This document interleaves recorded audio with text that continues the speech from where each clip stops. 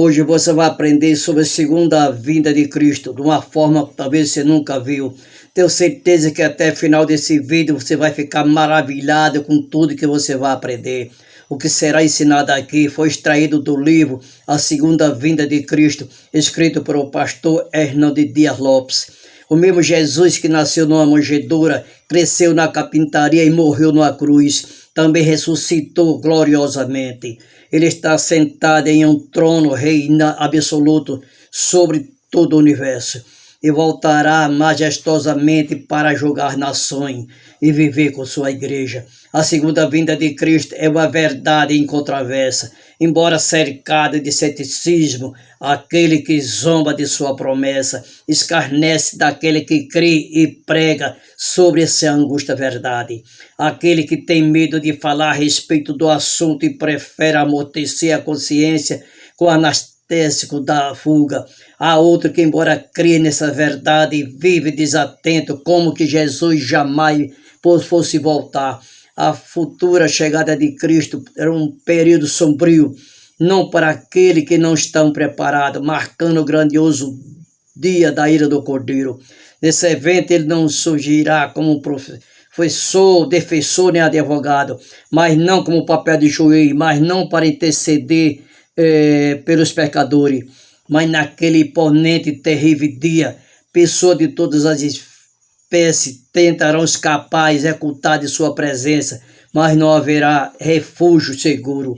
Mesmo desejando a morte, ele se que virá dele, e todos terão que se apresentar diante daquele como os olhos promura como chama de fogo. A segunda vinda de Cristo será um motivo de alegria para o redimido, marcando o dia da recompensa. Os mortos em Cristo ressuscitarão para a vida eterna, um corpo imortal, incorruptível, glorioso, poderoso, espiritual. Ao mesmo tempo, os vivos serão transformados e arrebatados para encontrar o Senhor Jesus nos ares, permanecendo com Ele eternamente. Esse evento termina no juízo final, assentadas em seu trono para julgar nações. Os indivíduos serão julgados conforme o que estiver registrado no livro, considerando as suas palavras, obras, omissões e pensamento. É importante destacar que ninguém será justificado por suas obras nesse tribunal. Em segundo livro será aberto, o livro da vida. Aquele que não for encontrado registrado no livro da vida do Cordeiro serão lançados no lago de fogo. Em contraste, os redimidos pelo sangue do Cordeiro, cujo nome estão escritos no livro da vida, herdarão o reino e desfrutarão das bênçãos celestiais preparadas para ele desde a fundação do mundo. A segunda vinda de Cristo marca o despejo da história, encerra a oportunidade para os seres humanos. Não haverá uma segunda convocação, nem nova oportunidade, mesmo após a chegada do noivo. A porta será fechada e aquele que não possui azeite de sua lâmpada e não tiver revestido com sua vestimento de Cristo, não terá hábito ao banquete. Então, sobre o sinal que antecede na vinda de Cristo, não podemos negligenciar os olhos de Cristo. E o que corre ao nosso redor é imperdoável. As profecias estão se cumprindo e em breve o Rei da Glória se manifestará. A trombeta de Deus logo ressoará, anunciando a chegada do Senhor e dos senhores nas nuvens, acompanhado pelos santos e uma hóstia de anjos. Naquele dia o anticristo será aniquilado pelo sopro da boca de Cristo e todos os seus inimigos serão subjugados. A grande meretriz, representando a Babilônia perversa, que se embriagou com o sangue dos mártires, serão derrotadas. Nessa ocasião, o anticristo, o falso profeta, o dragão, a morte e o inferno, juntamente com todos aqueles cujo nome não consta no livro da vida, serão lançados no lago de fogo. É imperativo em preparar para esse glorioso dia, pois a segunda vinda de Cristo surgirá como ladrão à noite, pegando muito de surpresa. A humanidade vive definitivamente pelo dilúvio e a cidade de Sodoma e Gomorra que foi eliminada pelo juízo divino. Agora é o momento de nos prepararmos. Agora é o tempo oportuno de buscarmos a Deus e defendermos os seus filhos. Hoje é o dia da salvação. Hoje é a oportunidade para reconciliar-me com Deus. Devemos amar e apressar a vinda do dia do Senhor. Precisamos saber que o evangelho do Rei precisa ser pregado a todas as nações antes que venha o fim. Precisamos, como a gente, vivemos preparados a todo instante, proclamando os homens a se arrependerem e a se reconciliar com Deus enquanto é tempo. A nossa oração deve ser a mesma dos apóstolos de Cristo, Maranata, ora vem, Senhor Jesus. Existe 300 referências nas Escrituras e 8 vezes e mais sobre a segunda vinda, totalizando mais de 2.400 referências sobre o retorno de Cristo em toda a Bíblia. Esse tema, apesar de sua importância, é frequentemente distorcido e desacreditado.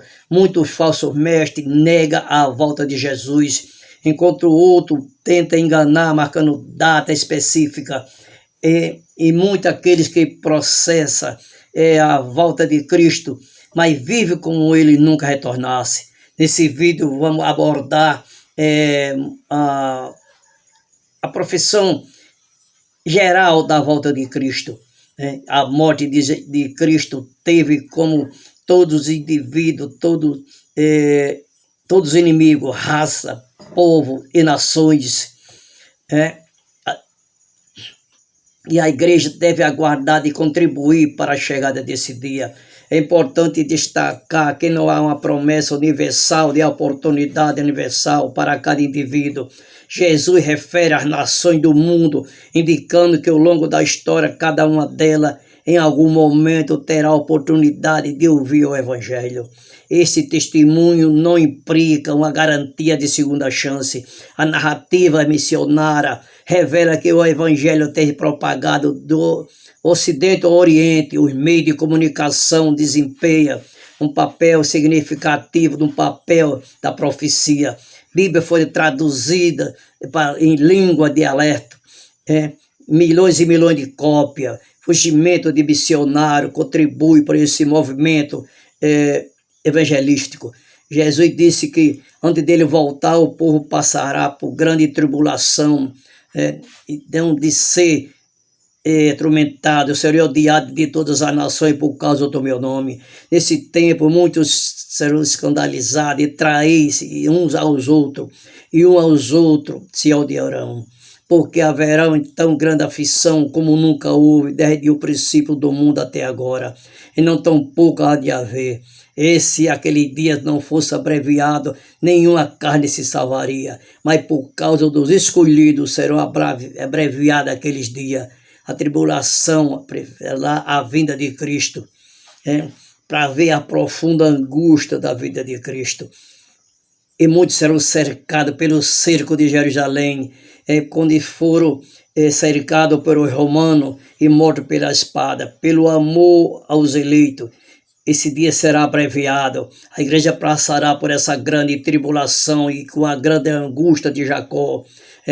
A religião tem passado por grande dificuldade através da perseguição e os governos autoritários, o nazismo, o comunismo, o holanismo, além de grupos religiosos extremistas. O século XX testemunhou o maior número de mártires da história. Essa grande tribulação, esse grande evento, incluindo a apostasia, a manifestação do homem da iniquidade e o breve tempo de Satanás. Jesus também falou sobre a apostasia que será evidente antes de sua vinda. Vejamos, então se alguém vos disser, eis que o Cristo está aqui ou ali, não lhe dê crédito, porque surgirão falso Cristo e falsos profetas, e farão tão grandes sinais e prodígios, que se possível for, enganaria até os escolhidos. A apostasia escrita em Mateus é um sinal significativo e apontado por Cristo para a sua vinda, marcada pelo o falso Messias, e muito promovendo o evangelho falso nos últimos dias. Cristo alertou que o falso cristianismo ia observar sobre esse antigo gnosticismo e surgimento e novos falsos evangelhos no dia de hoje. A segunda vinda será precedido pela fé genuína, como o aumento do engano religioso. Nova seita, igreja, doutrina falsa, te multiplicarão falsas ofertas, falso Cristo. Estamos testemunhando uma explosão da falsa religião. O ilanismo e o catolicismo romano reunindo bilhões de seguidores juntamente com o crescimento do espiritismo, catecista e dos cultos África.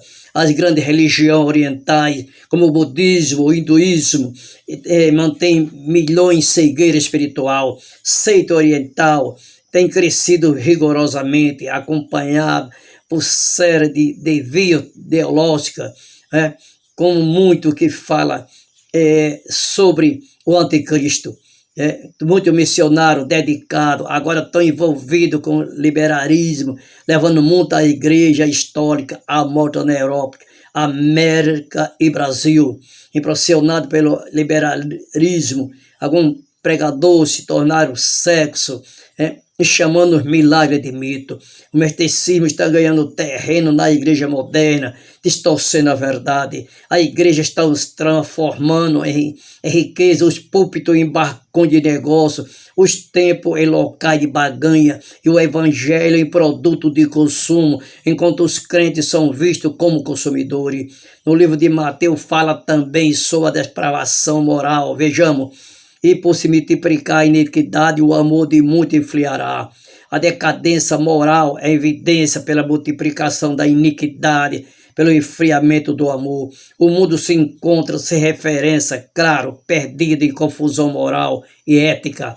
Testemunhamos a desintegração da estrutura familiar, a falência da instituição e o colapso do valor moral e espiritual.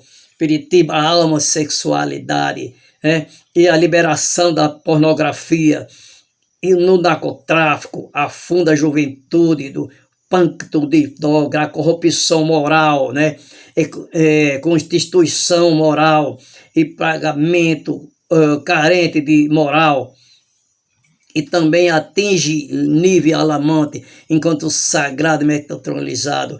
Muitos tempos religiosos se tornam envolvidos em iniquidade, a decadência moral, a ilusão sexual, na dissolução familiar e na violência urbana, transformando as cidades em cenário de barbárie. A solidão também cresce, apesar da era da comunicação, com muitas pessoas se isolando na internet.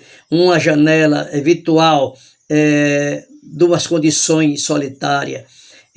Vejamos, quando pois vede que a nação da desolação, que falou o profeta Daniel, está no lugar santo, quem lê entende.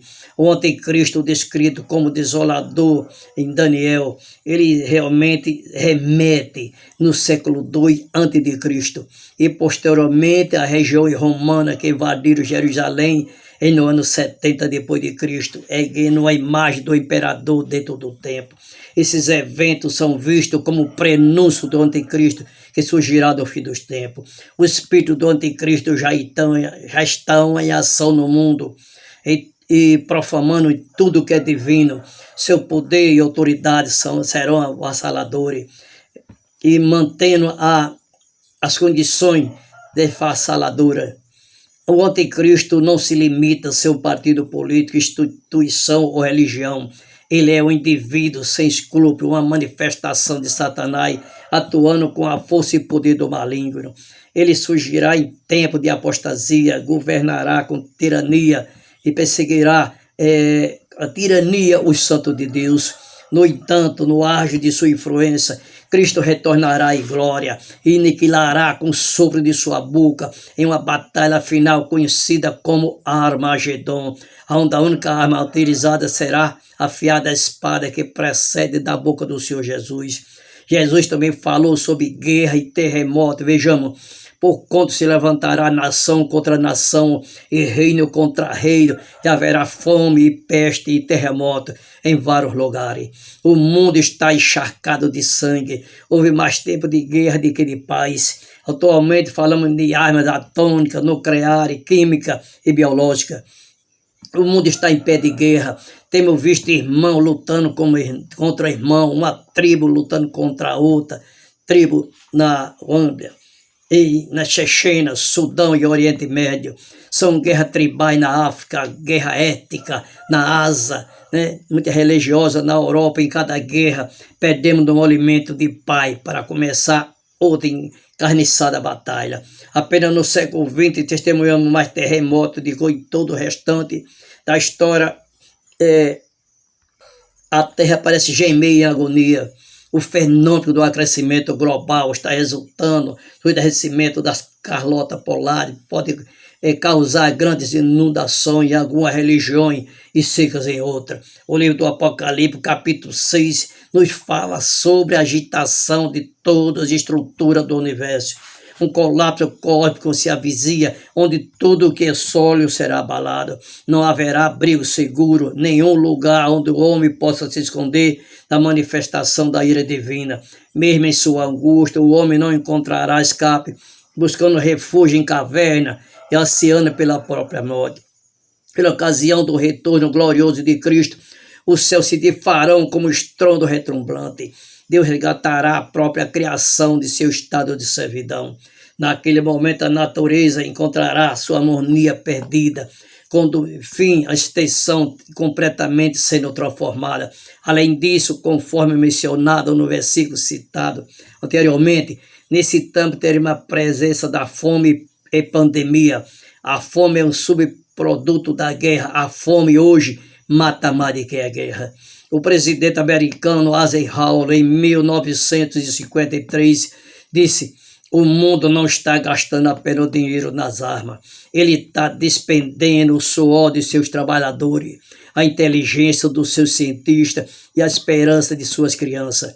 Nós gastamos no único avião de guerra 500 mil sacos de trigo e no único míssil causas novas para 800 pessoas. Enquanto isso, as pandemias estão se alastrando e apavorando a humanidade. A gripe aviária na África assusta o mundo, a fitosa no Brasil mexeu com a nossa economia. Aí está crescendo e fazendo milhões de vítimas em todo o mundo. Também a Covid, que matou milhões de pessoas no mundo inteiro. A cada dia surge uma nova pandemia, desafiando a ciência. Estamos entrando numa época de funil na história. Jesus deixou claro que sua segunda vinda será repentina, vejamos, porque assim como a relâmpago sai do Oriente e se mostra até o Ocidente, assim será também a vinda do Filho do Homem. A segunda vinda de Cristo será súbita e inesperável. Sua aparição será como relâmpago num piscar de olho, ou repentino movimento da cauda de um peixe. Não haverá oportunidade de preparação de última hora. Quando o noivo chegar, será tarde demais para abastecer as lâmpadas com azeite.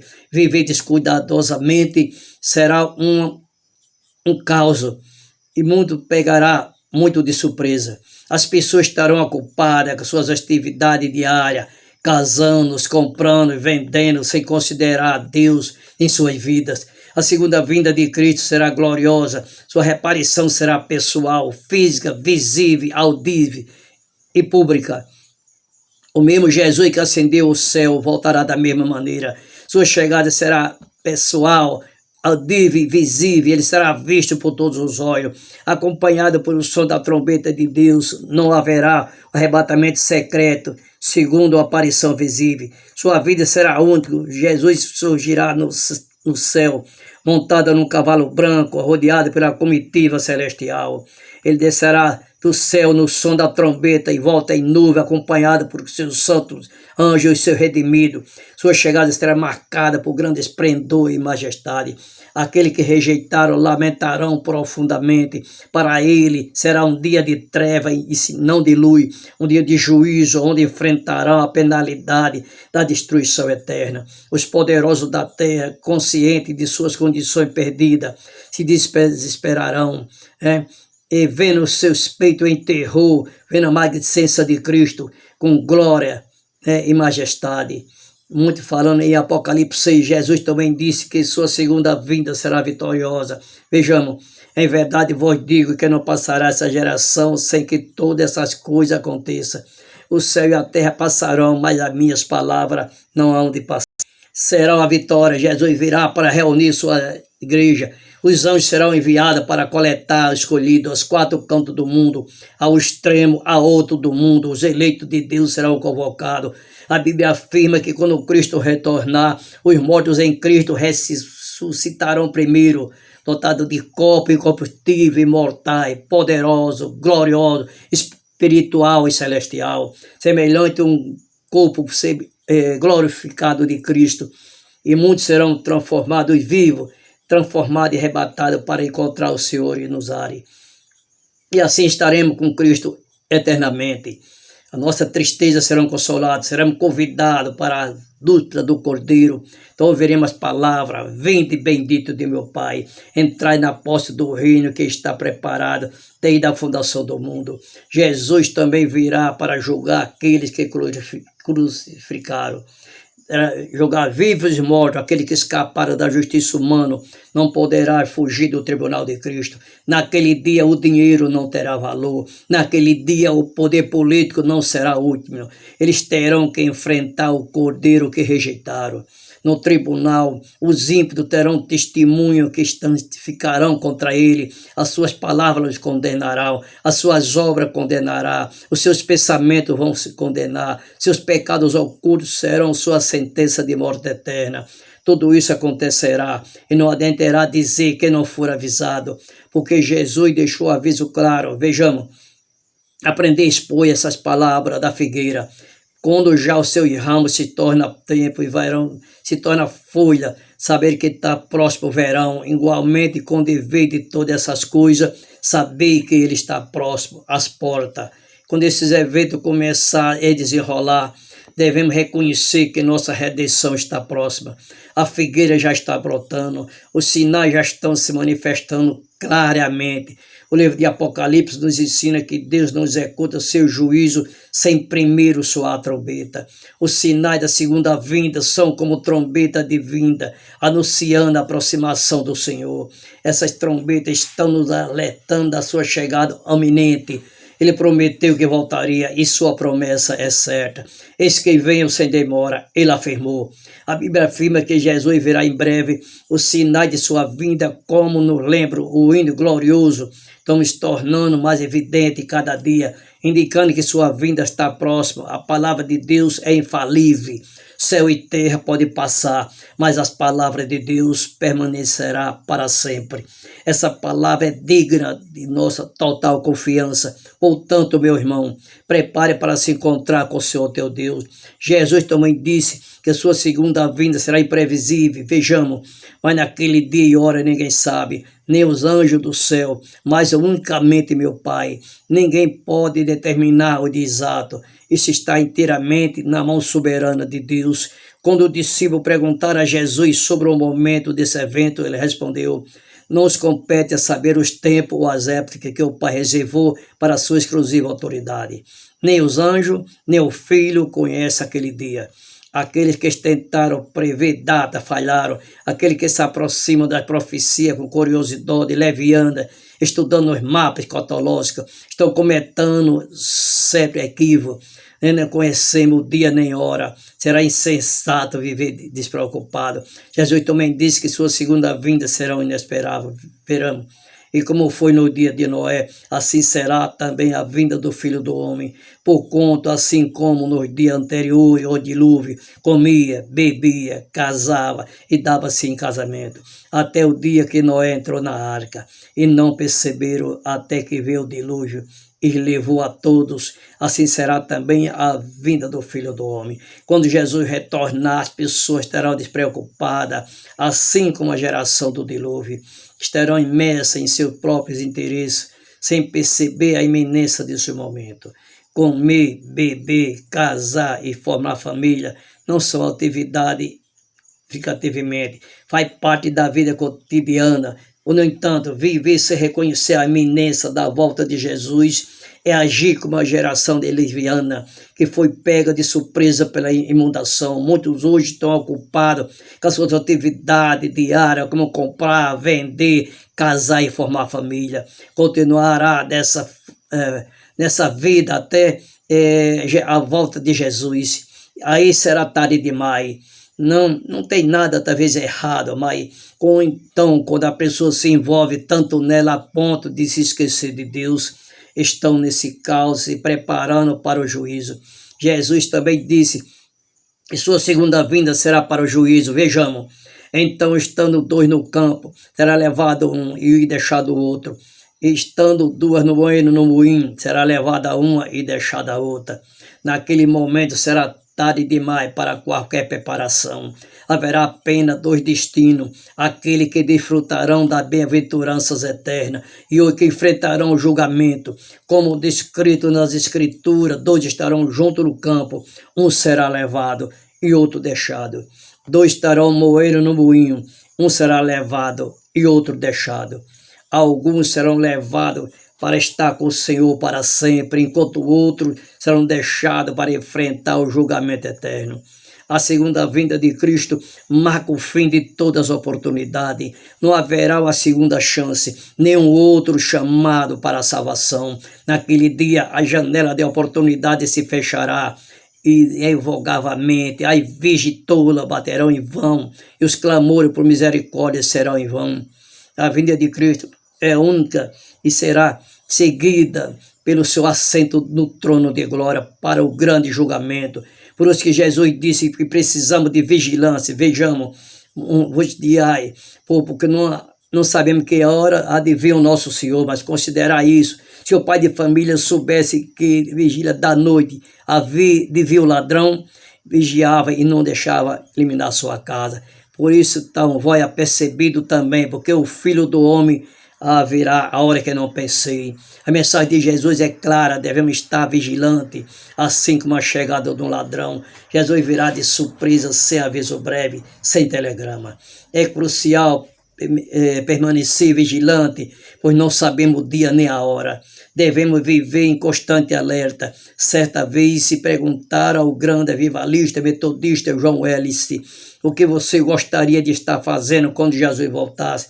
Sua resposta foi simples: eu gostaria de estar fazendo o que faço todos os dias, pois todos os dias aguardo ansiosamente a vinda do Senhor Jesus. O apóstolo Paulo expressou o seu amor pela vinda do Senhor, pela sua epístola. Ele nos exorta a aguardar e apressar sua chegada. Devemos viver na expectativa santa da segunda vinda de Cristo, orando: Maranata, ora vem, Senhor Jesus. Enquanto aquele que vive nas trevas serão surpreendidos, nós, como filho da luz, devemos viver em santa expectativa da volta de Cristo. Não devemos nos entregar à embriaguez, às trevas ou à imoralidade. Enquanto a vida do ímpio é como escuridão, a vida do justo brilha cada vez mais até o dia perfeito. Jesus concluiu seu discurso profético com a palavra sobre o Senhor, que viajou e confiou seus bens a dois servos. A preparação para a vinda do Senhor requer fidelidade do serviço. Um servo fiel cuidou diligentemente de tudo, sabendo que tinha que prestar conta. Seu Senhor recompensou com maior responsabilidade. Por outro lado, o servo infiel negligenciou, agindo com descaso e crueldade. Quando seu Senhor voltou inesperadamente, ele foi punido severamente. Esse servo demonstrou três atitudes: despreocupação, desamor e dissipação. Como você está vivendo em santidade, negligenciando seu Senhor por pensar que sua volta está distante? Ajuste sua vida com Jesus, depois em breve você será chamado a prestar conta. Viva hoje como que ele fosse voltar amanhã. O dia final está se aproximando. O apóstolo Paulo, quando escreve sua carta aos irmãos de Tessalonicenses, ele diz sobre duas coisas importantes que vão acontecer antes da segunda vinda de Jesus Cristo. Primeiro, ele disse que haverá apostasia. Vejamos, ora, irmão, rogamos pela vinda de nosso Senhor Jesus Cristo e pela nossa reunião com Ele, que não movai falsamente do falso entendimento, nem perturbe, porque pelo Espírito, que por palavra, que por epístola, como um de nós, porque como o dia de Cristo estivesse já perto, ninguém de maneira alguma nos engane, porque não será assim que antes venha a apostasia e se manifeste o homem do pecado, o filho da perdição. A palavra grega de apostasia denota uma queda, uma rebelião, um desvio. refere a uma apostasia final, que ocorrerá imediatamente antes da vinda de Jesus Cristo. Essa apostasia serão uma intensificação e culminação de uma rebelião que já estão em curso, visto que o mistério da iniquidade já está operando no mundo.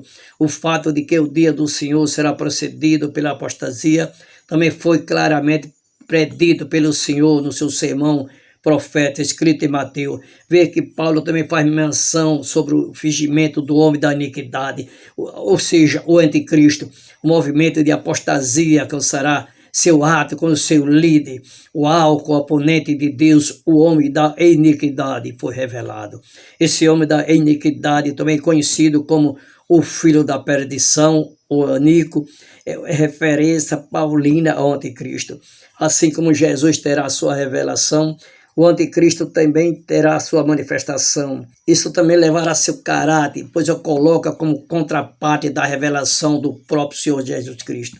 O texto em questão concentra sua atenção na pessoa, na atividade e na derrota do anticristo. Na sua segunda vinda, Cristo colocará todos os seus inimigos debaixo dos seus pés e triunfará sobre todos eles. Vejamos. Por quem convém que reine, até que haja posto todos os inimigos debaixo dos seus pés. Jesus está preparando um lugar para nós. Quando ele retornar, ele nos levará para a casa do Pai. Enquanto o peregrino desse mundo, sabemos que a nossa morada permanente não é aqui. Nossa verdadeira pátria não está nessa terra, mas sim no céu. Além disso, a ideia de ser arrebatado do perigo também é retratada nas Escrituras. Por exemplo, Paulo foi arrebatado da multidão de judeus que buscava tirá-la a vida.